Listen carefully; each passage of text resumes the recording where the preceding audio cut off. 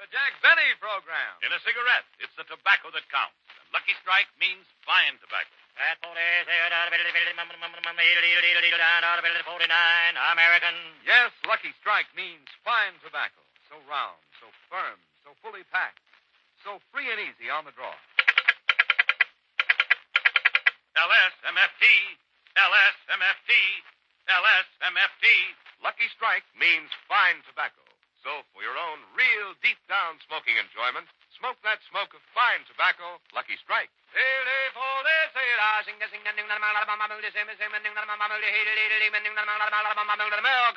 Excuse me, this is Kenny Delmar. Excuse me, I have a special announcement to make. Herbert Tarleton cigarettes are back. Good news for those who prefer a cork-tip cigarette.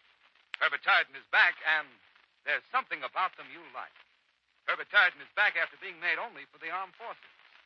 Yes, Herbert Tarleton is back. That cork-tip cigarette, Herbert Tarleton, available now for you. Yes, Herbert Tarleton is back. And remember, there's something about them you like. There's something about them you like. This is Kenny Delmar. I trust you will welcome home Herbert Tarleton. There's something about them you like.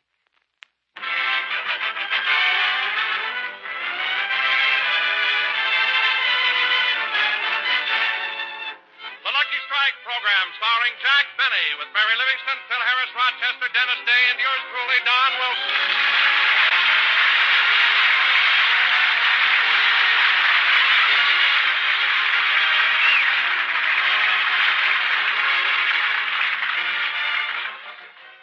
And now, ladies and gentlemen, let's go back to last night and out to Jack Benny's house, where the whole gang has gathered for rehearsal.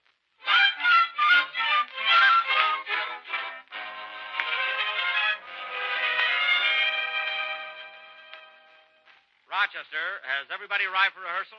Yes, sir. They're all in the library. Good. Well, I'm ready. Yes, sir. Mr. Jack Benny, everybody rise. The first rehearsal of the 26th program of the Lucky Strike series is now in session. Good evening, Miss Livingston. Good evening, Mr. Benny. Good evening, Mr. Wilson. Good evening, Mr. Benny. Good evening, Mr. Harris. Good evening, Mr. Benny. Gee, what's happened since I went away? Another outburst like that, and I'll have the room cleared. Now, raise your right hands and repeat after me. Mr. Harris, it's your other hand. Now, repeat after me. I do solemnly swear I do solemnly swear that I will not divulge or repeat that I will not divulge or repeat any routines, ideas, or jokes herein contained.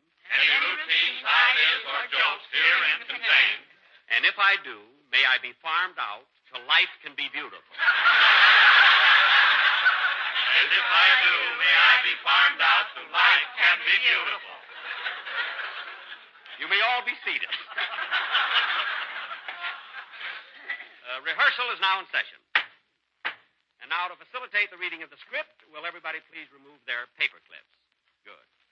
Rochester, collect them, count them, and straighten the bent one. Yes, sir. We will now commence the rehearsal with the opening introduction by Mr. Wilson. Mr. Wilson, if you please. Thank you. I beg your pardon, Mr. Benny. Just a moment, Mr. Wilson. What is it, Mr. Harris? Well, I'd like to propose an amendment to joke 4 on page 6. Why? Because it stinks.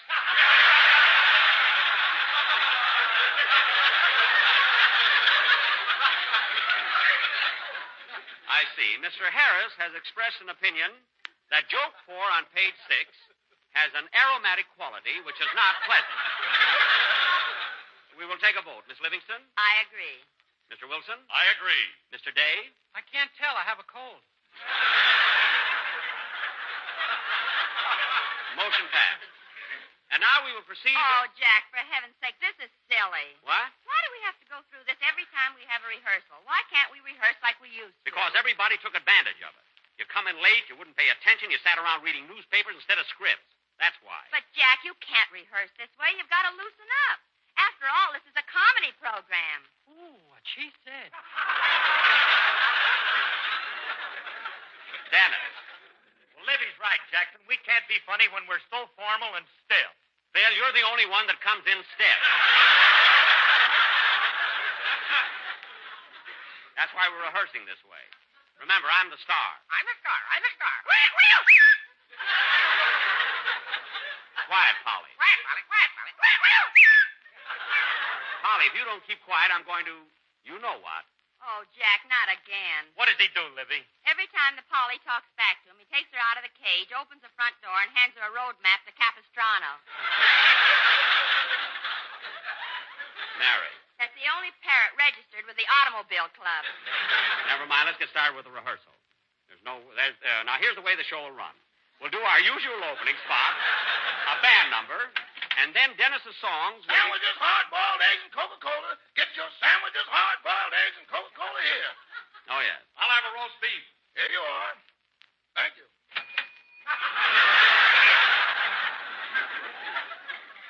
And now we'll... Hard-boiled eggs, cooked fresh this morning, roast beef sandwiches. I'll have a hard-boiled egg. Here you are.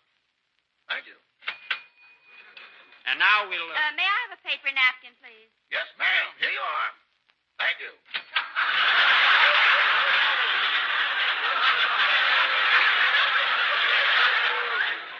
And now we'll... Will you have a sandwich, Mr. Day? Yes, please. Here you are.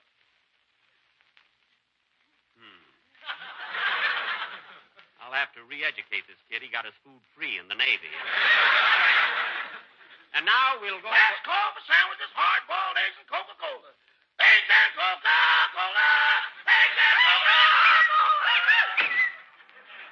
All right, kid, we'll start the rehearsal with the introduction. No, we better... Oh, Jack, let's start somewhere so we can get through. We're all going to the movies. Yeah, Jackson, we're going down to see that new picture, The Road to Utopia. Oh, yeah. Say, maybe I'll go with you. I'd like to see what Crosby looks like with his collar open. Anyway, kids, we can't go till after rehearsal. I don't know what you want to go to the movies for anyway. There hasn't been a good picture since the horn blows at midnight. Quiet, Polly. You didn't even see it. Maybe Walter Pigeon told her. Yeah, Walter Pigeon. He flies by here every day. Now, listen, kid, let's get one thing straight. My rehearsals are more important than going to the movies. I'm sick of the movies anyway. Oh, Jack, you always hate the movies this time of the year because you never win the Academy Award. Mary, that has nothing to do with it. Comedy pictures get very little consideration. I found out one thing. To win an Academy Award, you got to do a picture with absolutely no laughs. Well, your darn one last near made it.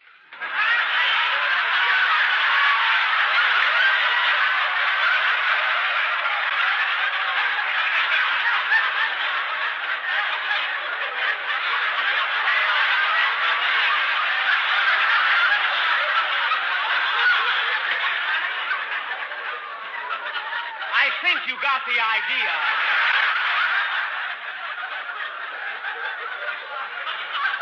I don't mind when you ball up a lousy gag, but that was such a good one. Anyway, my next picture will... Sandwiches, hard-boiled eggs, and Alabama pennants. Alabama pennants? Yeah, we have left over from the Rose Bowl game. Rochester, save those. Alabama may be out here again. Okay. Boy, did I take a beating on those. Tried everything. I even had Rochester sitting on a bale of cotton. Now, come on, kids. Let's get going with this rehearsal. Don, take it from the... Say, Jack, I've been looking all through the script, and I don't see any place where I do a commercial. Oh, that. Well, Don, I got a big surprise for you, and it'll be terrific on our show. What is it, Jack? Well, get this, kid. Now, Polly, now, Polly, what has Daddy been teaching you all week? No, Polly. No. That you picked up yourself. Now, listen. LS-MFT. LS. MFT. Hard-boiled eggs. No. Take it again, Polly. LS. LS. MFT. MFT. Now, put them all together, and what have you got? Mother.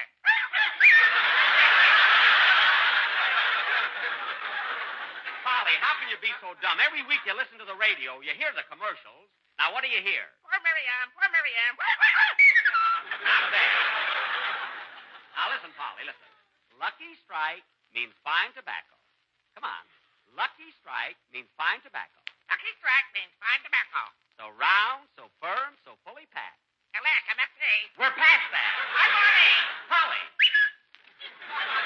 Now, look, Polly, listen. So round, so firm, so fully packed. So round. So firm, So firm. so fully packed. Hard-boiled eggs. No. I got a good notion to yank you out of that cage and teach... Lots of fully packed, so free and easy. on the door.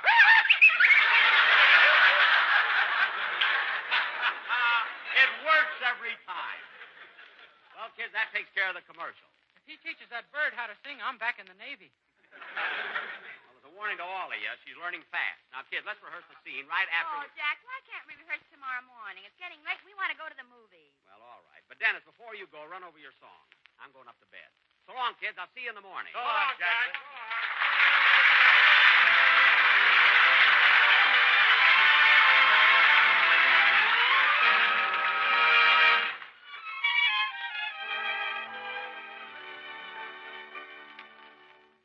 It was just a neighborhood dance. That's all that it was. But oh, what it seemed to be. It was like a masquerade ball with costumes and all. 'Cause you were at the dance with me. It was just a ride on a train. That's all that it was. But oh, what it seemed to be. It was like a trip to the stars with Venus and Mars. 'Cause you were on the train with me. And when I kissed you, darling, it was more than just a thrill for me. It was the promise, darling, of the things that fate had willed for me.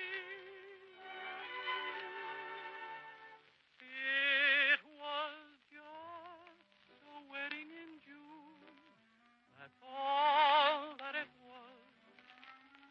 But oh, what it seemed to be.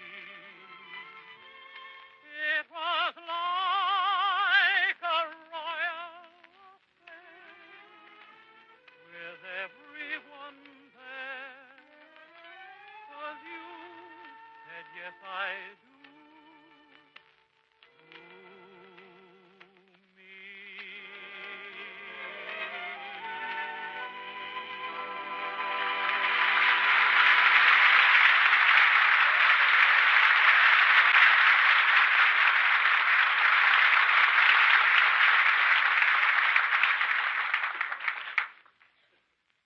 Here you are, boss. I got your bed turned down. Thanks. Rochester, please untie my shoes, will you? Your shoes? Yeah. I do it myself, but Benny's back and Lumbago's got him. Hey, did you hear that? Benny's back and Lumbago's got him. Hey, Roger, do you think I should use that joke on my program tomorrow? No. Well, that's all I need you for, Rochester. Good night. Good night, boss. Look what time it is. 8:30. That's funny. I'm not even sleepy. I think I'll sit up for a while and read a book. Let's see. Here's one. Clara Klingenpeel, Girl Bricklayer.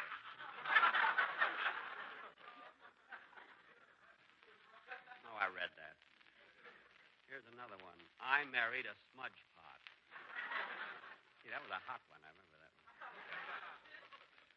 Here's another one. Your darn one last near made it.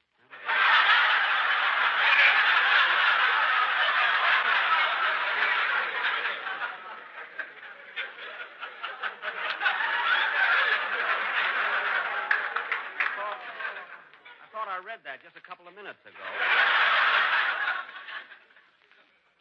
I wonder if... Say, wait a minute. Here's a book I haven't read. I Stand Condemned by Maximilian Q. Langley. I Stand Condemned. Gee, that's an exciting title. I think I'll read this book. Chapter 1. I Stand Condemned.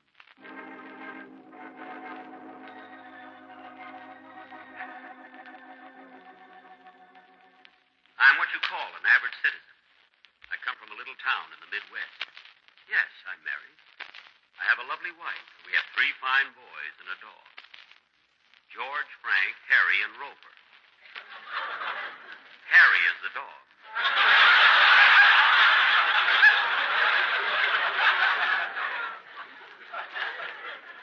My life, as the lives of most men, followed a course pointed out by the fickle finger of fate.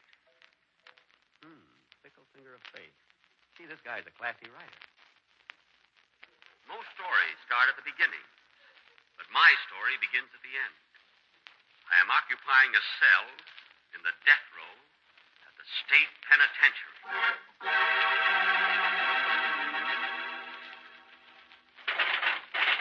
I'm innocent. I'm innocent, I tell you. Let me out of here. Oh, Warden. Warden. Yes?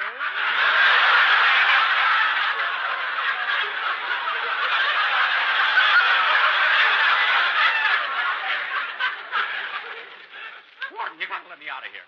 I'm innocent, do you hear? Innocent. In a few minutes, they're going to execute me. What time do I go to the chair? 5:30. Good. Then I won't have to listen to Fred Allen. Oh, what am I saying? Warden, I tell you, it wasn't my fault. I don't want to go to the electric chair. Now, calm down. Our barber's a little rushed today, so I'll shave your head myself. But, Warden... Sit still. I'll start with the scissors. Take it easy around the sideburns, please. Yes. Manicure? No, thank you. It's, on the house, you know. Oh, manicure, please. Wait a minute. Let me out of here. I don't want to go to the electric chair. I won't in this room. I can't walk that last mile. Oh, you won't have to. We'll bring the electric chair in here. What? We have a long cord, you know. Warden, if you only listen to my story, I know you'll believe me. Oh, very well. What is your story? Well, Warden, it goes back a long, long time. I would have led a normal life except for the fickle finger of fate.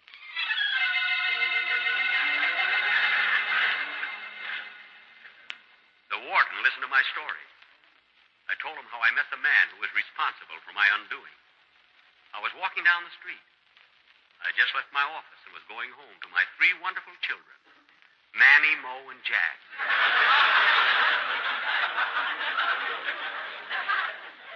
We had Manny and Jack and felt that we should have one Mo.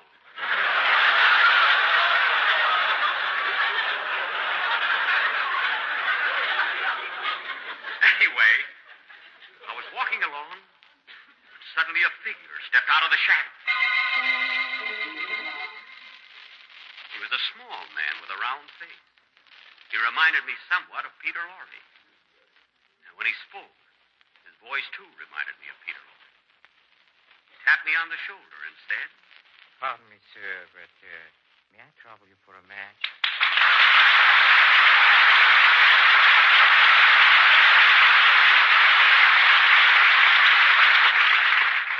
A match?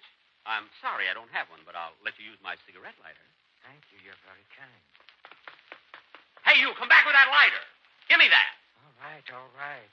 Here's your lighter. I thought you just wanted to light a cigarette. I do, but my cigarette is home.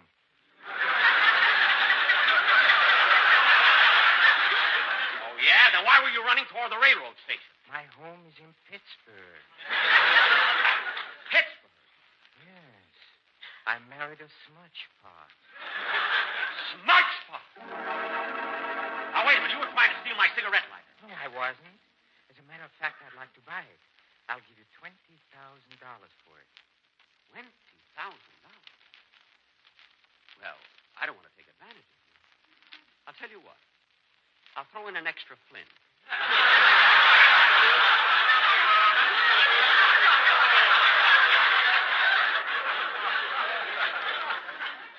Thank you, sir. Well, here's the money.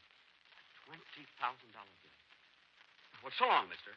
I hope you enjoy the lighter. Oh, just a moment. I also admire that necktie you're wearing. My necktie!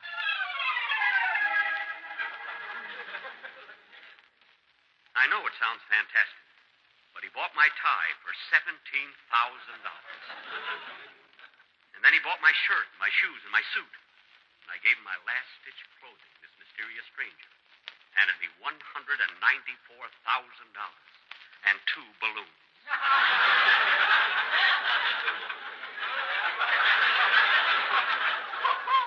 Having no clothes, I blew up the balloons and danced my way home.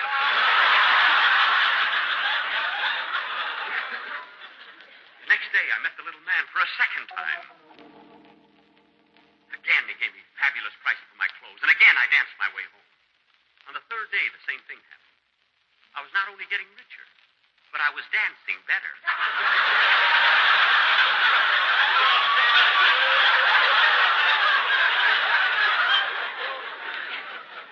Our daily meetings were more than a mere coincidence. A bond developed between us. 2 weeks later, I was sitting in the kitchen having breakfast with my wife and my 3 lovely children, Anaheim, Azusa, and Cuca. The little man had not yet come downstairs. Yes, he was living with us. Come on, children, finish your breakfast. That's right, children. Eat every bit of it. But, Dorothy, I'm tired of this silly old caviar. Why can't we have oatmeal like we used to? Because we're rich, that's why. Now, hurry up or you'll be late for school. Where's Junior? Oh, he's out in the backyard making mud pies out of butter. For heaven's sake, doesn't he know he's going to ruin his mink overalls? Anyway, he's been out there long enough. Junior, get ready for school. Oh, Daddy, I don't want to go to that new school. I bought it, and you'll go to it. Now, get ready. You know, darling, things just haven't been the same since that stranger came to live with us. He frightens me. There's something weird about him. You know, I've been feeling the same. Quiet, here he comes now. Good morning, everybody. Good morning. Did you sleep well? Yes, I did. Dad.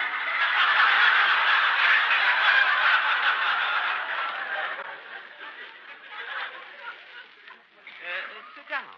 Thank you. I'm sorry I'm late for breakfast, but I overslept. I was out on a party last night. A party? Well, how do you feel this morning? Oh, well, have some tomato juice. Yes, I'll get you some. Well, you know I envy you, too. Oh, a beautiful home and lovely children. Haven't you any children? No, I married a smudge pot. Oh, then you have no children. No, but we are lousy with oranges.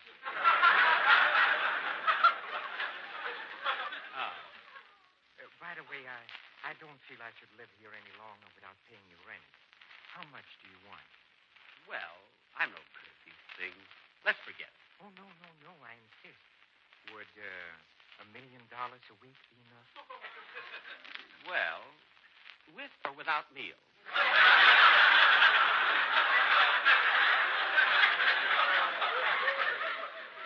Oh, with meals. That'll be $3 extra. I'll be glad to pay for it. Glad? Things like this were happening every day. Had gone money mad. Money. My wife left me. And so did my 3 lovely children. Atchison, Topeka, and Irving. They ran off with a Harvey girl. And I didn't care I had my money. I had accumulated millions of dollars, which I kept in my shoes. I was now 11 feet 6.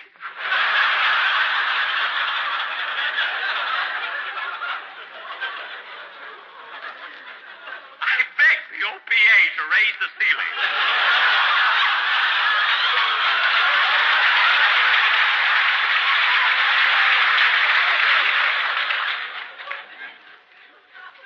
One day, as I was sweeping some loose change under the rug, he came in. Now cut that out! Hello, my friend. I have a present for you. A brand new $10,000 bill. $10,000 bill. Let me have it. Give it to me quick. I gotta have it. All right, but be careful how you handle it. The ink is still wet. Don't worry. The ink is still wet. Wait a minute. You mean you've been printing this money yourself? Certainly, doesn't everybody? Oh, so that's it. I must have been blind not to see through this whole scheme. My life is ruined. I've lost my wife and my 3 lovely children, Sarah, Toga, and Trunk.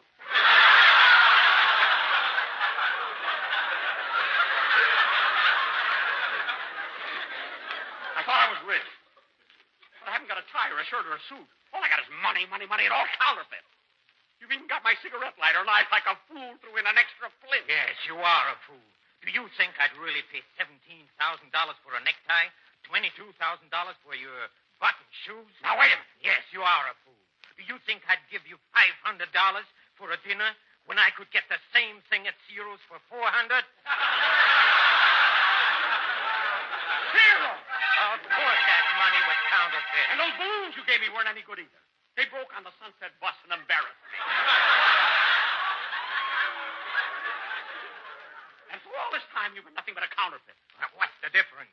We can still do business. I can print the money, and you can get rid of it for me. Never, never, never. I'll kill you first. That's what I'm going to do.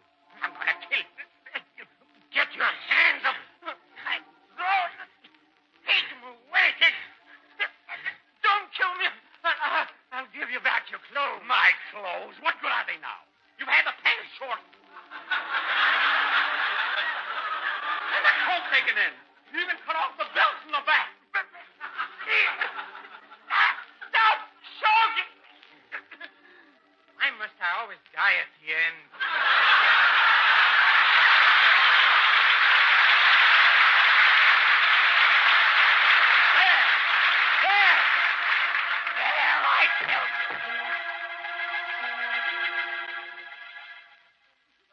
Yes, I killed him.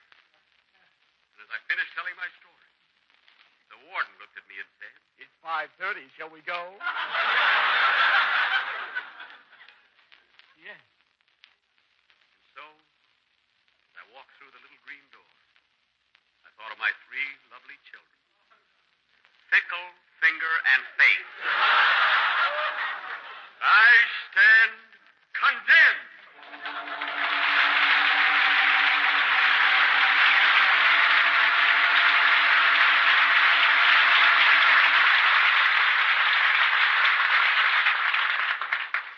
Gee, what a swell book. That guy's a great writer. Fickle Finger of Faith. I got to remember that. Jack will be back in just a minute. First, here's my good friend, F.E. Boone. American. In a cigarette, it's the tobacco that counts. Yes, it takes fine tobacco to make a fine cigarette. And Lucky Strike means fine tobacco. Independent tobacco experts, auctioneers, buyers, and warehousemen present at the tobacco auctions can see just who buys what tobacco. They can see the makers of Lucky Strike consistently select and buy fine, light, naturally mild tobacco. Yes, Lucky Strike means fine tobacco. And this fine Lucky Strike tobacco means more real, deep down smoking enjoyment for you. So smoke that smoke of fine tobacco, Lucky Strike. The famous tobacco auctioneers are on tonight's program are Mr. F.E. Boone of Lexington, Kentucky. At 49, American. And Mr. L.A. Speed Riggs of Goldsboro, North Carolina. American. This is Basil Rysdale speaking for Lucky Strike. LSMFT, LSMFT, LSMFT. Yes, Lucky Strike means fine tobacco. So smoke that smoke of fine tobacco, Lucky Strike. So round, so firm, so fully packed, so free and easy on the draw. Ladies and gentlemen, next Sunday we'll be with you again broadcasting from the Permanent Army Air Base at March Field. Well, Peter Lorre, I want to thank you very much for appearing on my program It was a tonight. pleasure to be here, Jack. I may not see you later, so I want to pay you for your performance right now. Here Oh. you are, $3,000. Oh, thank you very much. Be careful how you handle it. The ink is still wet. Good night. This is NBC, the National Broadcasting Company.